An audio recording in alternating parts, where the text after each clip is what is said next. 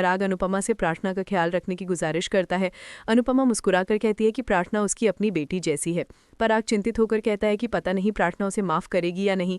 अनुपमा उसे समझाती है कि बाप और बेटी का रिश्ता बहुत खास होता है और बेटियां अपने पिता से ज्यादा दिनों तक नाराज नहीं रह पाती। आपकी बेटी आपसे बहुत प्यार करती है, जब उसे पता चलेगा कि आपने गौतम को घर से बाहर निकाल दिया है तो वो खुशी से झूम उठेगी। दूसरी तरफ ख्याति परेशान होती है कि अनुपमा ने पैसा करने की सोचना भी मत, मैं मम्मी से नाराज हूँ, लेकिन आज उन्होंने एकदम सही किया है, आप गौतम को वापस लाने का मत सोचना।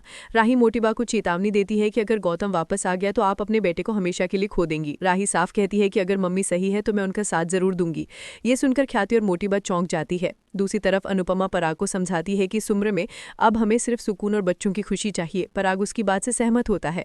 अनुपमा पराग से कहती है कि राही मुझसे बहुत नाराज है, गुस्से में उसने डांस नहीं करने का फैसला ले लिया है। वो मेरी बात नहीं सुनती लेकिन आपकी बात जरूर मानेगी। क्या देखती है कि सामने ख्याति खड़ी होती है। अनुपमा चौंक जाती है। वो ख्याति के पास जाती है और पूछती है कि क्या हुआ। ख्याति कहती है कि आप महान क्यों बन रही हैं? जब आपने सबके सामने गौतम को बेनकाब कर दिया तो सबको ये क्यों नहीं बताया कि मैंने ही आपकी आई ड्रॉप बदली थी? अनुपमा कहती है कि मुझे किसी को कुछ नहीं बताना है। ख्याति पूछती है कि क्यों नहीं बताना? मेरी वजह से आपकी आंखें जा सकती थी, आपको चोट लग सकती थी, आप कंपटीशन हार सकती थी, आपको तो सबके सामने मुझे जलील करना चाहिए था, फिर आप अच्छाई का नाटक क्यों कर रही हैं? अनुपमा कहती है कि जिंदगी ने आपको इतनी गहरी चोट दी है कि अगर कोई आपके साथ अच्छा करता है तो आपको उसकी नीयत पर शक होता है, लेकिन मैंने इस गुस्से में पता नहीं कैसी हरकत कर दी है। मुझे आप पर गुस्सा आ रहा है कि इतना सब कुछ होने के बाद भी आप इतनी अच्छी क्यों बन रही हो? आपकी आंखों में इतनी शिकायत होने के बाद भी आपकी जुबान पर एक शब्द भी नहीं है, आप ऐसा कैसे कर लेती हो? ख्याति कहती है कि मैं चैन से सो नहीं पा रही, ना ही खा पा रही हूँ, मैं पागल हो रही हूँ। मेरे पापों का बोझ क्या कम था जो आप अपनी महानता का बोझ मुझ पर लाद रही हैं? बेटे की मौत का गुस्सा मुझसे बर्दाश्त नहीं हो रहा था और अब मुझसे ये गिल्ट हैंडल नहीं हो रहा है। ख्याति कहती है अगर मैं उस दर्द को कम करने की कोशिश करने के बजाय उस नफरत को बढ़ाती रहती तो क्या मेरा बेटा वापस आ जाता?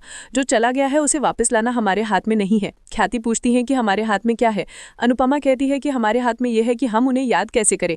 या तो हमें उन्हें ऐसे याद करें कि हमारे मन में नफरत भर जाए, हमें गुस्सा आ जाए और हमें तकलीफ हो, या फिर उन्हें ऐसे याद करें कि हमारे चेहरे पर मुस्कान आ जाए, मन में खुशी और प्रेम भर जाए। अनुपमा कहती है कि आर्यन के जाने का दुख मुझे भी है, लेकिन मैंने उसे नहीं मारा, मैं आर्यन की कातिल नहीं हूँ।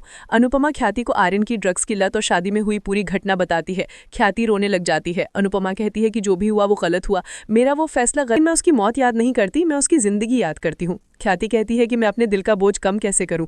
अनुपमा कहती है कि दिल पर यह पत्थर आपने ही रखा है तो इसे आपको ही हटाना पड़ेगा, मुझे इसमें बीच में मत लाइए। अगर आपको ये बात छुपानी है तो छुपा लीजिए और अगर आपको बताना है तो बता दीजिए।